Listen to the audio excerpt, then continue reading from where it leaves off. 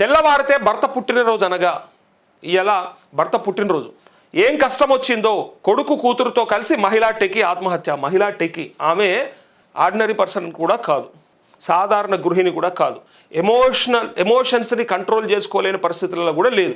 ఆమె ఒక టెకి అట్లే టీమ్ లీడర్. ఆమె ఒక సాఫ్ట్వేర్ కంపెనీకి టీమ్ లీడర్. టీమ్ లీడర్ అంటే ఆ టీంని మేనేజ్ చేసే కేపబిలిటీస్తోని కెపాసిటీతోని యాక్చువల్గా తనకు ఉన్నటువంటి కష్టాన్ని కూడా నిజంగా కావాలంటే అంటే ఇయ్యాలున్న ఈ క్షణం మళ్ళీ రేపు ఉండదు, ఇయ్యాలున్న టెన్షన్ ఇయ్యాలున్న బాధ రేపు ఉండదు. మనం అనుకుంటాం అరే ఎంత ప్రాబ్లం అవుతుందో మళ్ళీ ఎట్లనో ఇది ఇవాళ చచ్చిపోయింది నయం అని అనుకుంటే రేపు అది ఆలోచిస్తే అది రేపు కానీ ఎల్లుండి కానీ లేదా సంవత్సరం తర్వాత అసలు ఆనాడు అనవసరంగా దానికే చచ్చిపోదాం అనుకున్నా. నేను మీకు ఒక ఉదాహరణ చెప్పాలి. ఒకనాడు నాకు ఎరుకున్న ఆయన గురించి చెప్తానండి. మీకు ఇది పక్కా తెలవాలి. ఇది తెలిస్తే మీకు ఏమర్థమవుతుంది అంటే నేను చెప్తాను. ఇప్పుడు శంషాబాద్ ఎయిర్పోర్ట్ ఉంది కదా, శంషాబాద్ ఎయిర్పోర్ట్ కట్టక ముందు అక్కడ కింద ఉన్నటువంటి భూములు ఏవైతే ఉన్నాయో ఆ భూములన్నీ కూడా ఎయిర్పోర్ట్ తీసుకోవడానికి ఆనాడు ఆ ల్యాండ్ అంతా కూడా సేకరణ చేస్తూ ఉన్నారు, భూసేకరణ జరుగుతూ ఉంది. అది శంషాబాద్ గొల్లపల్లి ప్రాంతంలో. సో ఆ ప్రాంతంలో ఒక ఇద్దరు అన్నదమ్ములల్లో వాళ్ళకు ఉన్నటువంటి 5-6 ఎకరాలల్లో కొంత కళ్యామాకు తోటలు, కొంత రకరకాల వేరే పూలై లేకపోతే ఇంకా ఆకుకూరలై రకరకాల అట్లా చిన్నగా సాగు చేసుకుంటుండే. సో అప్పుడు వ్యవసాయం కష్టంగా ఉంటుండే, ఇబ్బంది ఉంటుండే. అది రాజశేఖర రెడ్డి కంటే ముందు పరిపాలన సంగతి నేను చెప్పేది. ఎందుకంటే చంద్రబాబు నాయుడే మొత్తం కూడా భూములను ఆనాడు భూసేకరణ జరిపించిండు. సో ఆయన్నే ఆ ఇంటర్నేషనల్ ఎయిర్పోర్ట్ కూడా మొదలు పెట్టిండు. కానీ అది ఓపెనింగ్ అయింది మాత్రం రాజశేఖర రెడ్డి హయాంలో. ఎందుకంటే ఆ తర్వాత అధికారంలోకి వచ్చిన వీళ్ళు అలా పార్టీ ఓడిపోయింది. సో నేను ఇక్కడ ఏం చెప్పదలుచుకున్నా అంటే అక్కడ ఏ రైతు కుటుంబం అయితే ఉందో అందులో ఒక బ్రదర్ ఏం చేసిండంటే ఒక చిన్న బేకరీ పెట్టిండు. ఒక దగ్గర బేకరీ పెట్టిండు. పెడితే ₹1,00,000. ఆ కాలంలో ₹1,00,000 చాలా గొప్ప అమౌంట్, చాలా పెద్ద అమౌంట్. నేను చెప్పేది 2002-2003 సంగతి. సో ఆ గొప్ప అమౌంట్ అయినటువంటి ఆ ₹1,00,000 పెట్టి ఆయన నష్టపోయిండు.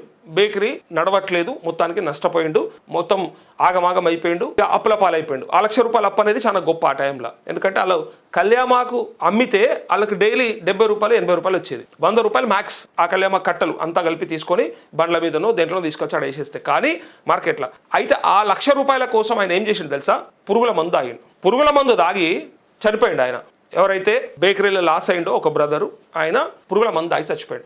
వెంటనే ఈ భూములని సేకరిస్తామని చెప్పేసి ప్రభుత్వము ఒక ధరగట్టి మొత్తం ఆడ ఉన్నటువంటి భూములకి అక్కడ ఉన్నటువంటి వాటికి అన్నిటికీ కనుక లెక్క కడితే ఆయనకు ₹1,00,00,000 వచ్చినాయి ఆ కుటుంబానికి. ఇంకో బ్రదర్ ఉన్నాడు, కానీ ఈయన ₹1,00,000 కోసం ప్రాణం పోగొట్టుకున్నాడు. కరెక్ట్గా సంవత్సరం తిరిగే లోపు ఆయన ఏమంటారు కదా, ఏడాది దినం అయ్యే లోపే నీకు ₹1,00,00,000 వచ్చినాయి ఇంటికి. ఆ రోజు తీసుకున్నటువంటి నిర్ణయం ఏదైతే ఉందో దానివల్ల ఎంత నష్టపోయింది అనేది మనం చూస్తున్నాం మనం. అంటే నేను లైవ్గా ఉదాహరణ నేను చూసిన కాబట్టి చెప్తా ఉన్నా. ₹1,00,000 కోసానికి ఆ రోజు ప్రాణమే తీసుకున్నటువంటి వ్యక్తికి సంవత్సరం తిరగక ముందే, ఏడాది దినం కాకముందే ₹1,00,00,000 చెక్కు ఆ ఇంటికి వచ్చింది. ఆ భూములన్నీ కూడా ఎయిర్పోర్ట్ తీసుకున్నారు, అంటే ఎయిర్పోర్ట్ అథారిటీ వాళ్ళు తీసుకున్నారు. అక్కడ GMR మనం చూసినాం, కన్స్ట్రక్షన్ అయిపోయింది. సో ₹1,00,00,000 తీసుకొని ఇంకో బ్రదర్ బతికాడు, అంటే హ్యాపీగా ఉన్నాడు. నేను చెప్పేది ఇలా మనం తీసుకునే క్షణికావేశంలో తీసుకునే నిర్ణయాలు ఏవైతే ఉంటాయో అవి తర్వాత చూసుకుంటే అసలు ఇలా రైట్ అనుకున్నది రేపు రాంగ్ అవుతుంది. ఏమున్నది ఇలా రాంగ్ అనుకున్నది రేపు రైట్ అవుతుంది. ఎప్పటికొక తరికాలు ఉండదు. మనం అనవసరంగా టెన్షన్ అయిపోతాం. అయ్యో ఇలా ఇంత కష్టం వచ్చే చచ్చిపోయింది నయం, ఇలా బతుకంది అసలు ఇక నేను ఇలా బతుకు వేస్ట్ అనే ఫీలింగ్లో ఉండి ఒక 4 రోజుల తర్వాత ఒక్కసారి ఆలోచించుకుంటే చాలా సింపుల్ అనిపిస్తుంది ఏ సమస్య అయినా. ఎందుకంటే ప్రాణం పోవడం మించినటువంటి సమస్య ఇంకోటి లేనేలేదు, ఇక అంతకంటే పెద్దది ఏముంటుంది. కానీ ఇక్కడ ఈ తల్లి ఒక టీమ్ లీడర్ అయి ఉండి ఎట్లా చేసుకుందనేది ఆత్మహత్య ఆశ్చర్యం. హాస్టల్ నుంచి పిల్లలను వెంట పెట్టుకుని ఆత్మహత్య చేసుకోవడానికి రైల్వే స్టేషన్ మీదుగా విజయారెడ్డి, ఆమె పిల్లలు చేతన, విశాల్ అంటూ ఏం కష్టం వచ్చిందో కొడుకు కూతురుతో కలిసి మహిళా టెకి ఆత్మహత్య. బిడ్డలను హత్తుకొని గూడ్స్ రైలు కింద పడిన తల్లి. చర్లపల్లి రైల్వే స్టేషన్ వద్ద దారుణం. ఆమె టీమ్ లీడర్. ఇది అసలు బాధ. ఆమె టీమ్ లీడర్ అంటే టీంని లీడ్ చేసే కెపాసిటీ ఉండి కూడా ఆమె ఎందుకంత తొందరపాటు నిర్ణయం తీసుకుందో నాకైతే అర్థమవుతలేదు. ఎంత సమస్య ఉన్నా కూడా మరి అప్పులా లేకపోతే ఏంటి? ఇప్పుడు టీమ్ లీడర్ అంటే మంచి జీతమే ఉంటుంది ఫస్ట్, అదైతే ఫైనాన్షియల్గా అయితే ఏం పెద్ద ప్రాబ్లం ఉండదు. లేదా భర్త ఏమన్నా ఇష్యూ చేస్తున్నాడా లేకపోతే భర్తతో ఏమన్నా ఉందా అంటే అంతకుముందు ఏం హిస్టరీ లేనట్టుంది. అక్కడ కూడా ఆమె ఇక్కడ జాబ్ చేస్తే ఆయన అక్కడ జాబ్ చేస్తున్నాడు. పిల్లలు కూడా మంచిగా ఎట్లున్నారు చూడు, బంగారమోలు ఉన్నారు. అయినా కూడా భర్త దుబాయ్లో ఉద్యోగం, కూతురు కొడుకు ఇంటర్, పిల్లలు ఇద్దరు ఇంటర్. తమ చావుకు ఎవరు కారణం కాదని సూసైడ్ నోట్ అంటూ మళ్ళా అసలు మా చావుకు ఎవరు కారణం కాదని రాసిరట. ఏం కారణం అయి ఉంటుంది? చదువుకోలేదు, అజ్ఞాని, తెలియదు, లేదా ఆమెకు అర్థం కాలేదు, ఏదైనా సమస్యని ఎట్లా పరిష్కరించాలో తెలియకుండా చనిపోయిందంటే ఒక అర్థం ఉంది. కానీ ఆమెకు అన్నీ ఎరుకుండి, అన్నీ తెలిసి తెలియని విషయం లేదు, ఎదుర్కోని సమస్య లేదు, ఇద్దరు పిల్లలు బంగారాలు ఎక్కున్నారు, ముత్యాలు ఎక్కున్నారు, మరి ఆ పిల్లల్ని పెట్టుకొని మరీ చనిపోవడం.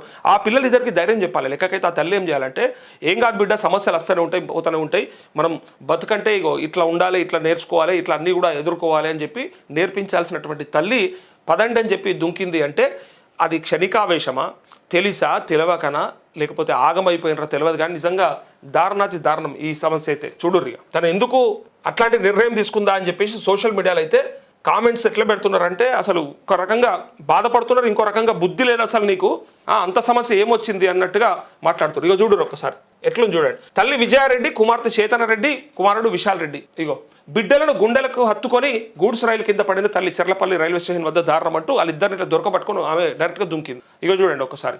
ఇగో ఆత్మహత్య పైన అనుమానాలు ఏమున్నాయో ఒకసారి చూద్దాం.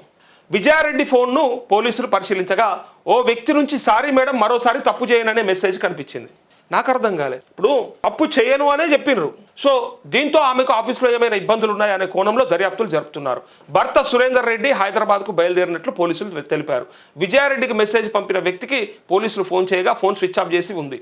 అయితే ఆ వ్యక్తిని కనిపెట్టే పనిలో పోలీసులు ఉన్నారు అంటూ, అది ఏదైనా అయి ఉండొచ్చు, అది ఆఫీస్కి సంబంధించిన మెసేజ్ అయి ఉండొచ్చు, లేదా తనకి ఏదైనా ఇష్యూ చేసిండ్రు అంటే, ఒకవేళ సారీ మేడం ఇంకోసారి తప్పు చేయను, మరోసారి తప్పు చేయను అంటే it will not repeat again అని చెప్పేసి పెట్టుంటాడు. సో ఆ మెసేజ్ ఏదైతే ఉందో అది మేబీ ఆఫీస్కి సంబంధించింది కూడా అయి ఉండొచ్చు, లేదా తను ఏదన్నా తప్పిదం చేస్తే కూడా తను పిల్లలిద్దరు వెంట పెట్టుకొని పోవాల్సినటువంటి అవసరం అయితే లేదు. అవసరమైతే భర్తకు చెప్పొచ్చు, లేదా పోలీసులకు చెప్పొచ్చు. వాడు ఏమైనా ఇబ్బంది పెడితే కంపెనీ హెచ్ఆర్ ఉంటారు, ఎవరికైనా చెప్పొచ్చు కదా. ఇక్కడ చూడండి, ఇక భర్తకు దుబాయ్లో ఉద్యోగం, ఆమెకు 1,00,000కు పైగా జీతంతో ఐటీ ఉద్యోగం. బంగారం లాంటి ఇద్దరు పిల్లలు ప్రముఖ ప్రైవేట్ కళాశాలలో ఇంటర్ చదువుతున్నారు. ఆర్థికంగా ఇబ్బందులు లేవు. నేను అన్నా కదా ఎగ్జాక్ట్గా, నేను పూర్తి వార్త చదవకముందే చెప్తా ఉన్నా. ఆర్థికంగా ఇబ్బందులు లేవు, ఏమీ లేవు. 1,00,000కు పైగా జీతం ఉంటుంది, భర్తకి జీతం ఉంటుంది, ఇద్దరు కలిసి ఆర్థికంగా ఏం సమస్యలు ఉండవు.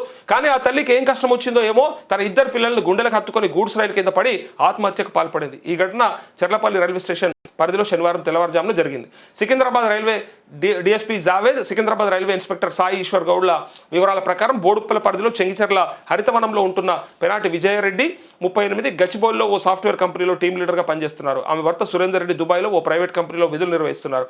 వారి కూతురు చేతనారెడ్డి, కుమారుడు విశాల్ రెడ్డి ఉన్నారు. గట్కేసర్లోని నారాయణ కాలేజ్ హాస్టల్లో ఉంటూ చేతన్ రెడ్డి ఇంటర్ ద్వితీయ సంవత్సరం, విశాల్ రెడ్డి మొదటి సంవత్సరం చదువుతున్నారు. చెంగిచెర్లలోని ఇంట్లో విజయారెడ్డి తల్లితో ఉంటుంది. వీరి స్వగ్రామం భువనగిరి మండలం బొల్లెపల్లి అని తెలిసింది. శుక్రవారం సాయంత్రం 6 గంటల సమయంలో తనకు మీటింగ్ ఉందని తల్లితో చెప్పి విజయారెడ్డి ఇంటి నుంచి కారులో గట్కేసర్లోని హాస్టల్కి వెళ్ళి తన కొడుకుని, కూతురుని వెంట తీసుకెళ్ళింది. ఎంత బాధ అనిపిస్తుంది చూడండి. ముందు ప్రిపేర్ అయిపోయి ఆమె డైరెక్ట్గా ఇంటి అంటే పని ఉందని చెప్పి హాస్టల్కి వెళ్ళి పిల్లల్ని తీసుకొచ్చింది. రాత్రి 11:30 గంటలకు వీరు చెర్లపల్లి రైల్వే స్టేషన్కి చేరుకొని స్టేషన్ ఆవరణలో కారు నిలిపి లోపలికి వెళ్లారు. చెర్లపల్లి గట్కేసర్ వైపు ప్లాట్ఫామ్ దాటి 3.5 కిలోమీటర్ల దూరం నడుస్తూ వెళ్లారు. అర్ధరాత్రి 1 గంటలకు విజయారెడ్డి తన ఇద్దరు పిల్లల్ని గుండెలకు హత్తుకొని అటుగా వస్తున్న గూడ్స్ రైలుకి అడ్డంగా పట్టాలపై నిలబడింది. వారిని గమనించిన లోకో పైలట్ పదే పదే హారన్ కొట్టినా వారు పక్కకు వెళ్ళలేదు. దీంతో రైలు వారిని ఢీ కొడుతూ వెళ్ళిపోవడంతో 3 ప్రాణాలు వదిలారు. పట్టాలపై మృతదేహాలు ఛిద్రమైన స్థితిలో చెల్లాచెదురుగా పడిపోయాయి. రైల్వే పోలీసులు ఘటనా స్థలానికి చేరుకొని పరిశీలించగా మృతదేహాలు కనిపించాయి. విశాల్ రెడ్డి జేబులో కారు తాళం చెవి లభ్యం కావడంతో పార్కింగ్లో కారు TS8 JC5224 ఆధారంగా వివరాలు సేకరించారు. శనివారం ఉదయం విజయారెడ్డి తల్లితో పాటు తమ్ముడు చిరంజీవి ఘటనా స్థలానికి చేరుకొని బోర్న విలపించారు. అయితే పోస్టుమార్టం అనంతరం మృతదేహాలను కుటుంబ సభ్యులకు అప్పగించారు. ఇగో ఇది ముచ్చట. కార్ పార్కింగ్ స్లిప్ వెనుక సూసైడ్ నోట్. అసలు ఏముంది అనేదాన్ని ఇక్కడ చూడాలి. విజయారెడ్డి కార్ పార్క్ చేసిన తర్వాత చెర్లపల్లి రైల్వే టెర్మినల్లో గంట పాటు పిల్లలతో గడిపినట్లు తెలుస్తోంది. రాత్రి 11:47 9వ నంబర్ ప్లాట్ఫామ్పై 3 నడుచుకుంటూ వెళ్తున్న దృశ్యాలు కెమెరాలో కనిపించాయి. కారులో లభించిన పార్కింగ్ స్లిప్ వెనుక విజయారెడ్డి రాసిన సూసైడ్ నోట్ కనిపించింది. అందులో నా చావుకు ఎవరూ కారణం కాదు, జీవితం భారంగా ఉంది, ఇష్టం లేని జీవితం గడపాలని లేదు అని రాసి ఉన్నట్టు తెలిసింది. శనివారమే విజయారెడ్డి భర్త సురేందర్ రెడ్డి పుట్టినరోజు.